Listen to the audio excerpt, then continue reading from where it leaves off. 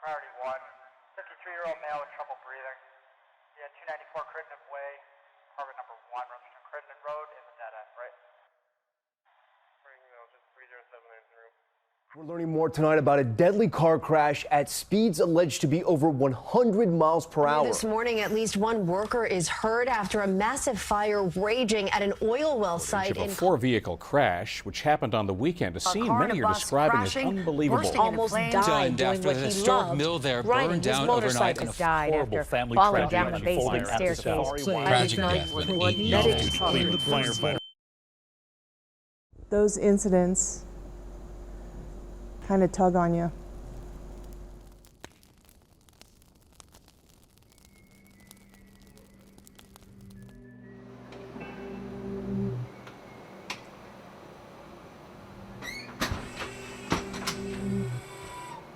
Calling MCR for a patient report. Our days are always different. We can't just, it's not a 9-to-5 job, it's a 24-hour shift, and you know, if we're not running calls, we have to do something.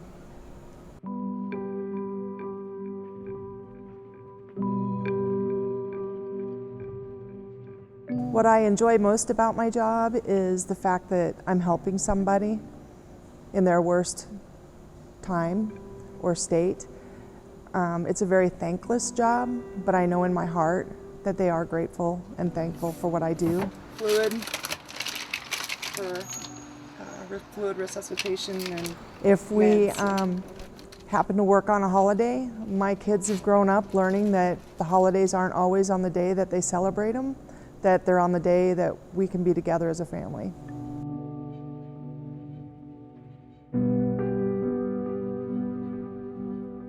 I grew up in a small town in Nebraska, and my dad was a volunteer firefighter, and I mean, it was the traditional town of 240 people that the town siren went off and everybody rushed to the fire hall, and I remember thinking it was cool, and I can remember riding my bike pretending I was going to the fire, and but I don't think I had a good grasp of what it really meant until I went to paramedic school and worked in EMS for a little while. And that's when I really started to be able to wrap my head around the serving others and helping the community and making people's day be a little bit better. I was actually into the career a little bit before I really had an understanding of why I wanted to do what I did and what it gave me.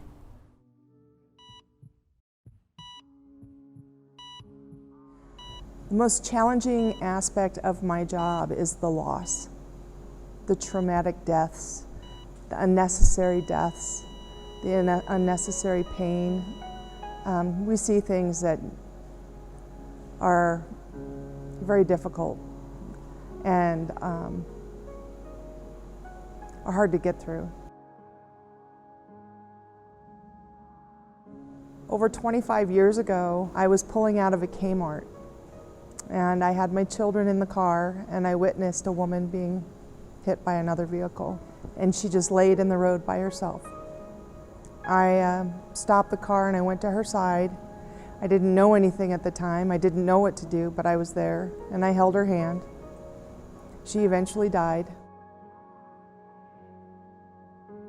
I saw her obituary in the newspaper, and I went to the family because I didn't know her name or anything. And they were so grateful that she didn't lay in that road by herself, that someone cared enough to be there with her until the EMS got there. That feeling and from them, and knowing that I was there for her, really touched me. And I just, because I didn't know what to do, I wanted to know what I could do for people in that state. I had no idea that it was going to get to this level, but at that time I just wanted to learn.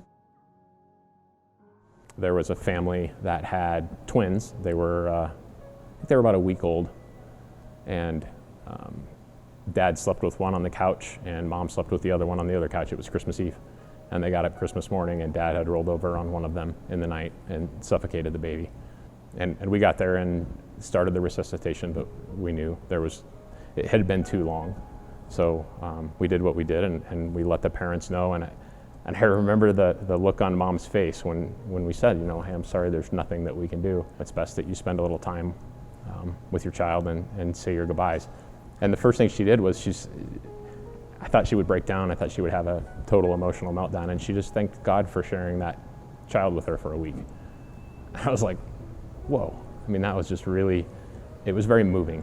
Many years ago, after I had a call with an infant that was murdered, I remember a supervisor telling me that it's okay to cry. It's when you don't cry anymore that you know you're done with this job. The unfortunate thing is I try to make myself cry now. And I began to turn to alcohol. And I didn't have to drink, but when bad things happen, I turned to alcohol. I didn't know how to cope.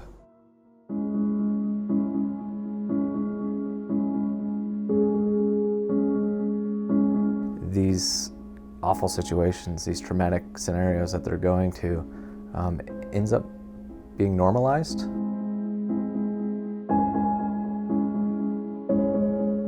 Biologically, your body has a hard time processing that, much less emotionally, and the brain-body connection is really in flux during those times. Over time, those really build to where first responders mentally are able to be prepared and ready to face these scenarios, but their bodies are saying, hey, this is not normal. And it's sending all sorts of neurochemicals and other things are going on that start creating havoc for the first responders that show up. So they have an intense amount of cortisol and adrenaline going through their bodies at all times. So they're doing that for 48 hours if they're firefighters, or 12 or 10 as law enforcement or in the EMS side. So thinking about doing that for that period of time and then coming home where they're in their safe zone, where like their tones aren't going to go off, they're constantly waiting for that to happen. When these traumas happen, you have neurochemicals that are released, right, that are trauma-based, your fight, flight, or freeze. And so when that is activated, you're less likely to use your logical mind, you're less likely to respond in ways that are appropriate. And so constant activation of that wears out your nervous system. And so oftentimes what first responders will find that they're happening is that they're coming home from work and their nervous system is still activated, or something that in regular life wouldn't activate their nervous system because it's so heightened and sensitive, it's being activated. So they're responding in ways maybe through anger, maybe through alcohol or drug use, but they're responding in ways that they otherwise wouldn't. Trauma's like a little ball, right? And in and of itself, maybe this trauma, they go on scene and there's a fatality, for example. You're able to handle it, you're able to deal with it. In and of itself, it's not a big deal, but you throw it in the bucket. You go in another scene, another fatality, something else is going on. You throw it in the bucket. And over the course of your career, you start throwing it in the bucket. Well, eventually you throw a ball into the bucket and that bucket's full and you knock out 2 more balls, right? And so all of a sudden, something that you thought you could handle and that you have handled in the past has really started to impact your outer world. We're not taught how to cope with things. I've been in this for 25 years, and back in the day, we weren't given those tools. We had critical incident stress debriefing on big calls, but there's all those little calls, the fatal car accidents, the SIDS babies, the child abuse, the domestic violence. So much of this we have to deal with on a daily basis, and we had no way to cope. We had no way to deal with anything.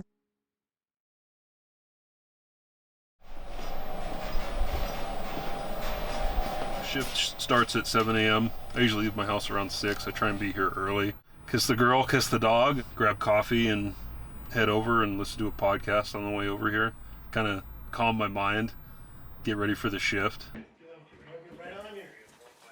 You know, just for emotional support, and then just the trust on the fire ground, you know, just day in, day out.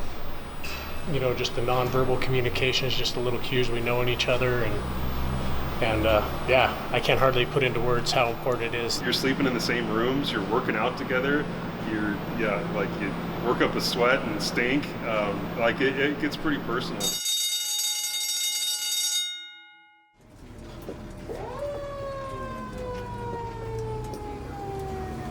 We're trained to go solve everybody else's problem.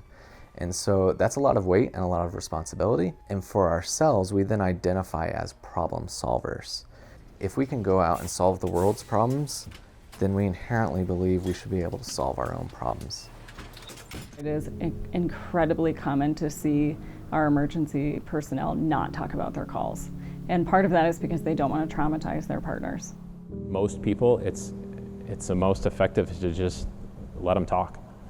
You know, just let them say how they're feeling when they want to say it. Some of them don't want to talk about it, and they play it off as, you know, the macho card, and it doesn't bother me. And it's like, eventually we'll be like, yeah, it does. We know it does. We've all been there. It's always kind of been a stigma, like, that is kind of a sign of weakness when it's really not. And I mean, it's just important because if you don't find a way to de-stress it, it just builds up and it gets at you, and it also affects everything in your life. I wish we could all be trained in this to recognize the clues and the changes in people so that we could prevent the suicides.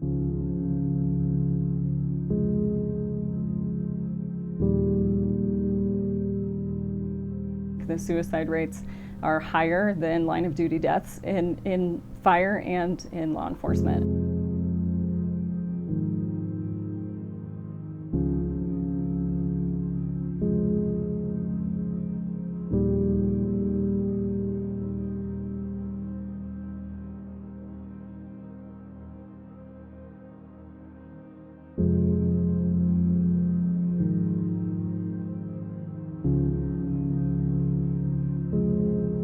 I have a few co-workers that have committed suicide. Divorce is not uncommon amongst us.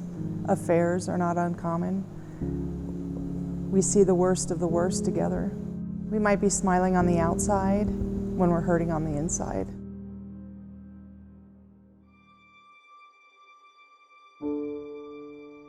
Peer support is something that's rapidly growing in the fire service. We identify people that want to be resources within the department or peer support team members, and they go to this training academy. And we spend time learning about the stages of grief and how to respond to people that are suffering.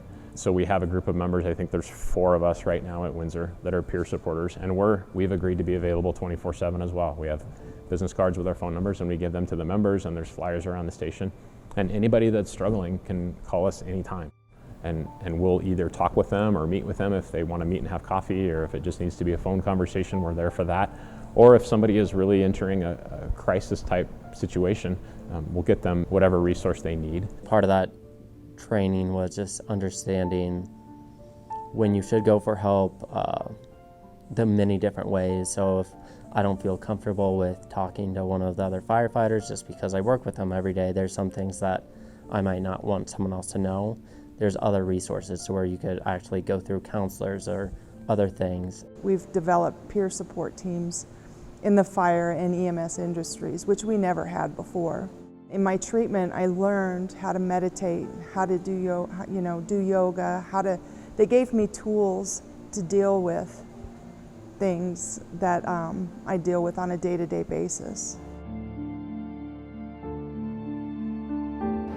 What does it mean to be a firefighter? Civil service, community engagement. Just to be the person that is able to help someone out on what could be their worst day. Like, haha, we got Taking it. care of people in their times of need, whatever that need might be. We take great pride in just being able to make someone's day better. There always is some sort of a problem that is stressing someone or causing them an issue, and to be able to make it a little bit better for them and leave knowing that we made a positive difference in that person's life, at least for the day. A paramedic to me is someone who's very caring and loving, and someone that is selfless, that considers others before themselves. Deep breath. If we're going to risk a lot, then, it's going to be for another life, and that's a risk we're willing to take. Whatever emotion they're feeling is normal for someone in the fire service. Whatever it is, they need to not deal with it on their own and lean on their brothers and sisters in the fire service or the professional help that's available to all of us now.